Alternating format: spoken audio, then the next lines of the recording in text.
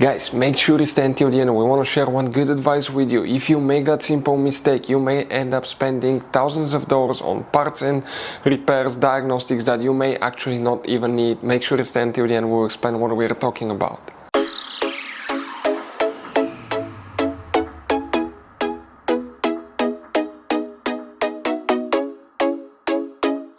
Hey guys, welcome back to World Mechanics. Today will be a super helpful video to any of you having Chrysler 300. We're talking about this generation here from year 2014 to year 2024. If you guys have one of those, if you have a problem where your Chrysler 300 cranks but does not start, you wonder, okay, what causes that?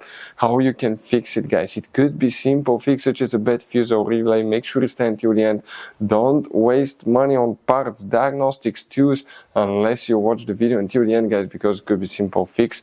We'll talk what we see often at the garage, and if you need to buy replacement parts, tools at a good price, quick shipping, we'll share the information in the video for your convenience. Let's start on it now. So guys, before we start, let us tell you a little bit about us. Every single car we get here at the garage, we try to make at least 200 to 300 free repair videos.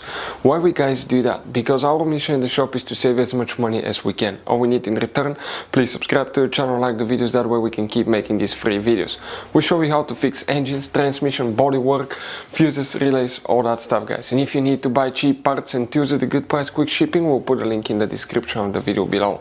Guys, check out our YouTube channels. We have more than 15,000 free repair videos that can save you thousands of dollars in future repairs.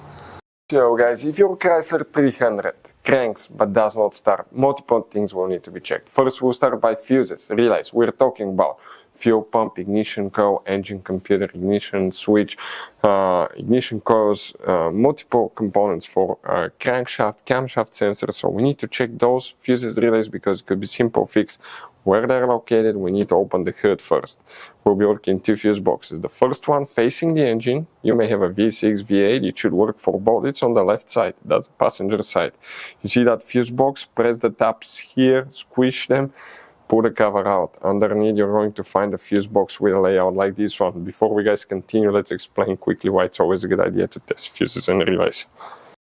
Guys, it's very important to always test your fuses and relays. Why? Sometimes you may think you have a good fuse, guys. It's hard to tell. Look at those fuses, right? And sometimes, okay, you pull the fuse. Okay, I'm going to get the fuse puller and I'm going to remove one fuse.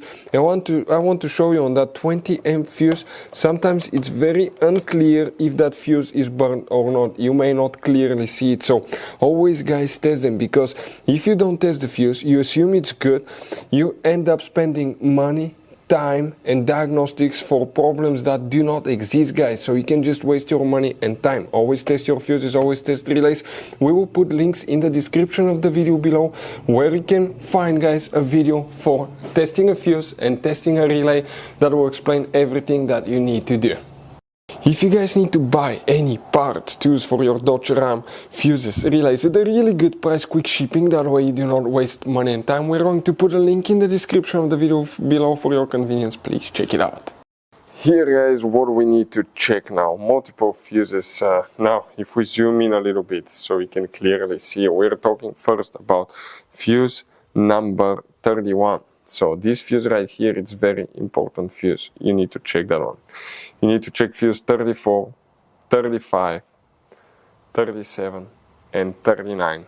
All these fuses, guys, will practically need to be checked. Also, if you have problems with ABS traction control module, that can cause it not to work. We're talking about that's 2, 3, 4, 5 and 6. Fuse 5 and 6 needs to be checked right here in addition to that. And you may need to check fuse, that's 38, 39, 38, 37, 36 too.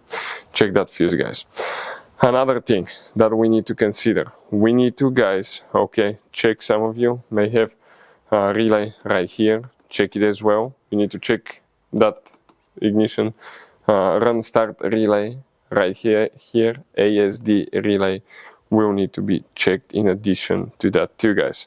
After that, you need to come to the trunk, open the trunk, and in the trunk, lift the carpet liner up. Underneath you have the spare tire, that's the car battery, and behind it is the main trunk fuse box that looks like this one. Here, these tabs, push them together, lift the cover up, and you have that layout here. Specifically here, we need to, guys, check fuse 21 right here. You may have relay 14 right there, and relay 29 will need to be checked too.